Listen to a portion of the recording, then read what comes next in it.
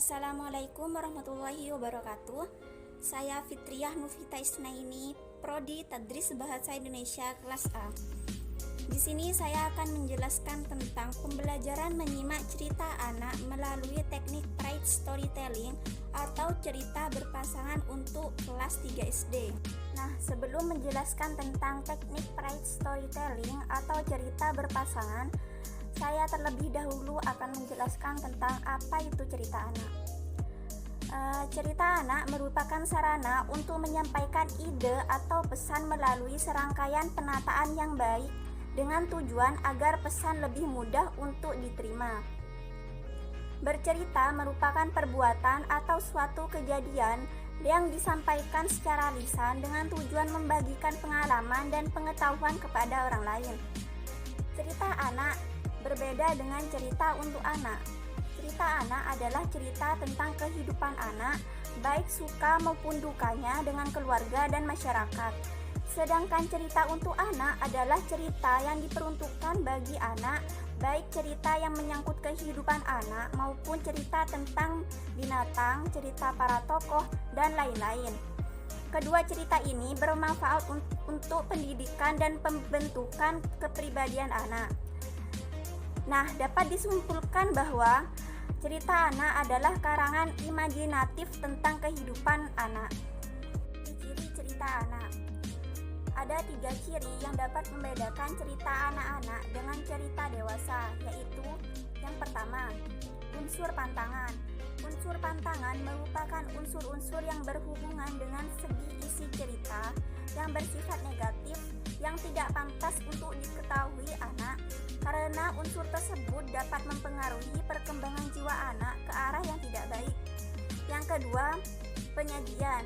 Cerita anak harus disajikan secara langsung dan tidak berbelit-belit. Yang ketiga, fungsi terapan. Cerita anak-anak disusun dengan pengembangan misi pendidikan, pengetahuan, pertumbuhan anak, dan pengalaman tentang kehidupan. Baik, di sini saya akan menjelaskan tentang pride storytelling atau cerita berpasangan. Teknik cerita berpasangan merupakan salah satu teknik pembelajaran cooperative learning yang dikembangkan sebagai pendekatan interaktif antar siswa, guru, dan bahan pembelajaran.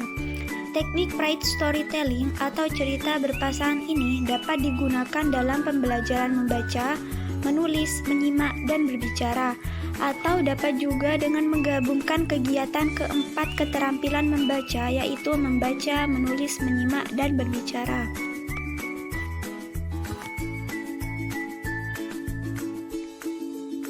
Prosedur teknik pride storytelling atau cerita berpasangan dalam pembelajaran keterampilan menyimak cerita anak. Prosedur teknik cerita berpasangan sebagai berikut.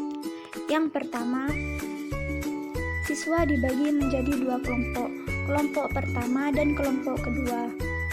Yang kedua, sebelum bahan pembelajaran diberikan, guru melakukan brainstorming mengenai topik yang akan disampaikan hari ini. Yang ketiga, guru membagi satu bahan cerita menjadi 2 bagian, bagian pertama dan bagian kedua.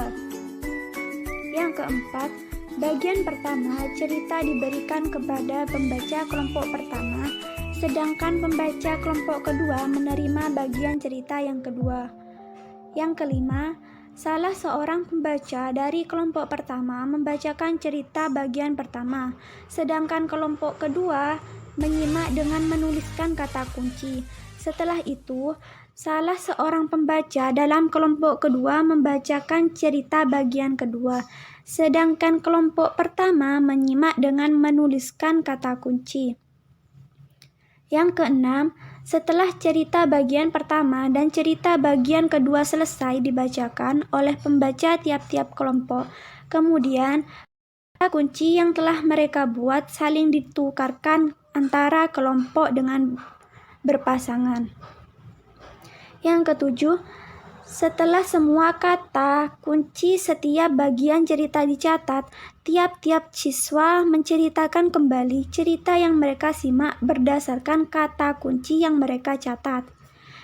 Yang kedelapan, Setelah cerita selesai dibuat oleh para siswa, kemudian mereka menjawab soal-soal yang berhubungan dengan cerita yang telah mereka simak, yang dibuat oleh guru dengan teknik 5W1H.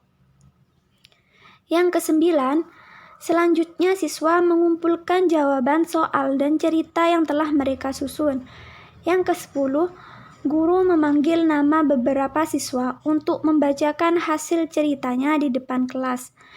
Yang ke-11, kegiatan diakhiri dengan diskusi mengenai soal-soal yang telah para siswa kerjakan.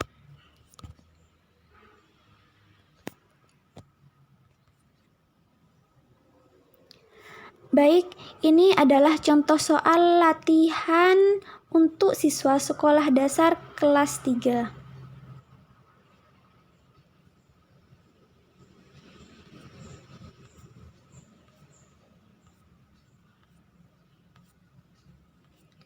Mungkin hanya itu yang dapat saya sampaikan.